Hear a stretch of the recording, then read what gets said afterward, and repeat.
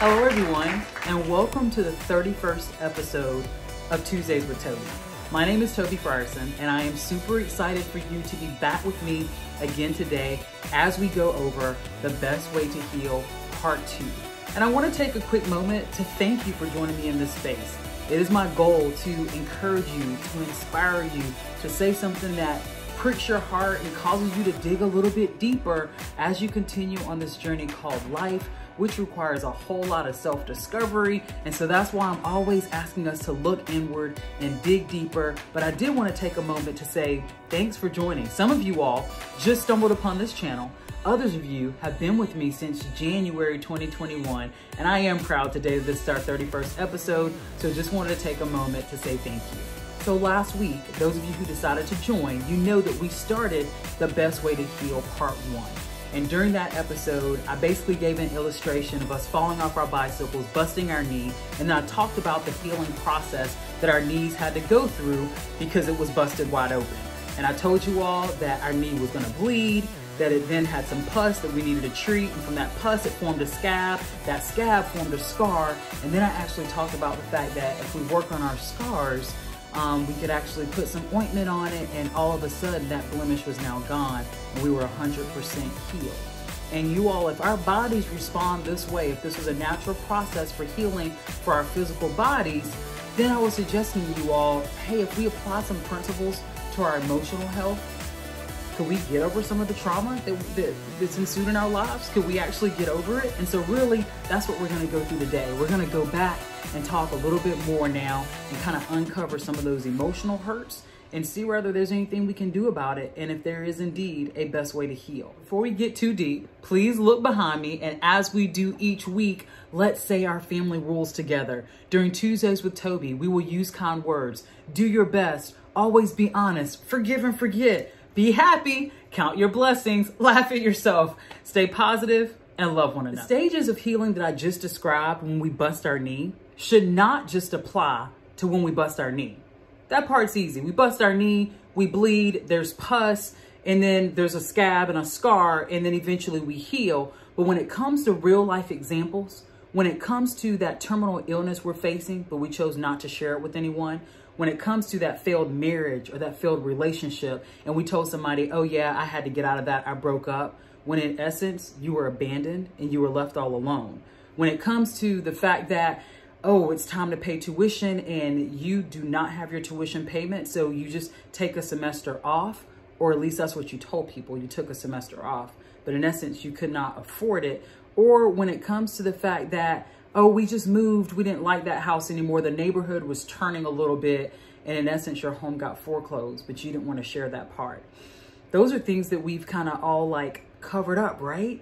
Those situations all, though, they caused injury. We're injured when we're ill to the point of death. We are injured when marriages fail and when relationships don't go the way that we want to. We're certainly injured when there's abandonment issues. We are injured if we drop out of school and that's not actually what we desire. And certainly we are injured if we lose our homes.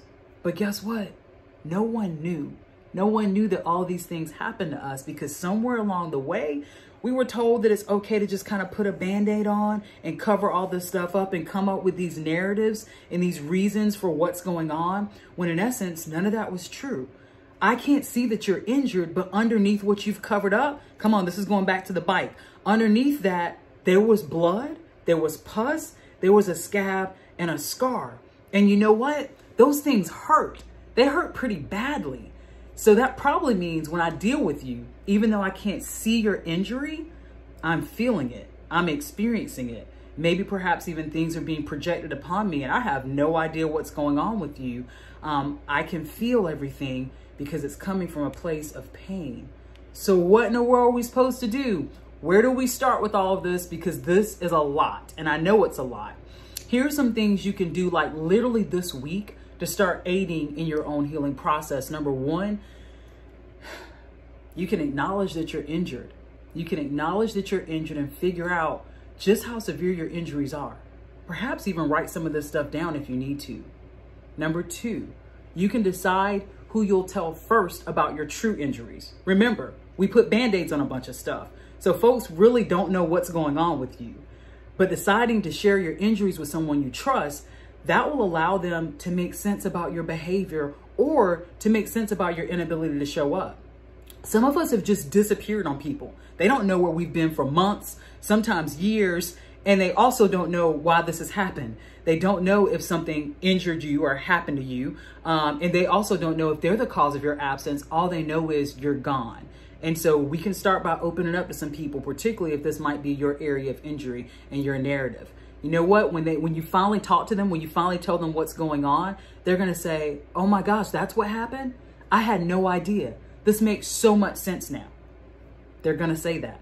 Number 3, this is something we can do this week. Let's rip the Band-Aids off. Like, let's rip them. You can't see mine because remember, these are emotional scars. But right now, I'm taking my Band-Aids off for you. Let's rip the Band-Aids off. And so the blood and pus can be cleaned up. You might say, Toby, my Band-Aids are emotional. They're not physically there. There's no blood and pus. So what does this look like emotionally? I am so glad you asked. You take off your invisible Band-Aids, those emotional scars that are holding you back and also injuring all of us. You take those off by allowing yourself to cry. I did that this past week. It was really good. Allow yourself to cry. Allow yourself to grieve. How about yell? Some of us just need to yell and get it all out. Allow yourself to be vulnerable with a close friend. Be vulnerable. Just shoot them straight. Tell them what's going on. Some of us need to pray. Allow yourself to pray. And then lastly, some of us need to talk it out with a therapist or with a counselor. Those are some things that we can start to do this very week to aid in our own healing process. And let me drive home this last point about therapy. Therapy, I mean, good routine counseling is something that the majority of us have never done or never even considered. I mean, when we think about therapy, some of us think the worst and like our situations have to be this big and full of trauma and full of disaster. And then that's the point where we say we need therapy. But I would caution you on that. Remember last week's episode, I established that all of us have injuries. All of us have a moment where we need to be healed every single day. And if that's the case, then that means there's varying levels of counseling. We don't have to have counseling for that big, major, tragic thing, but there's various levels of counseling, just like there's various levels of injury. I just want to convince us all that we need it.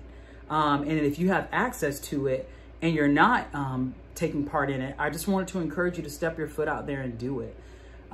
We don't have to continue to make excuse after excuse as to why we are the way we are, or why we act the way we act, or why we hide the way we hide. We can actually really do something about it. We can completely decide to do something about it. And that's what I want to encourage all of us to do today. Can we stop having a love affair with our trauma? Can we stop subjecting our trauma to those who actually have to deal with us on a daily basis? And again, if it hasn't been identified yet, then I'm not finding fault in any of that, because the first step I told you was to acknowledge. But some of us are not living our best lives. Some of us don't even want to live our best lives because everything is so heavy, and you're just thinking that this must be your lot in life.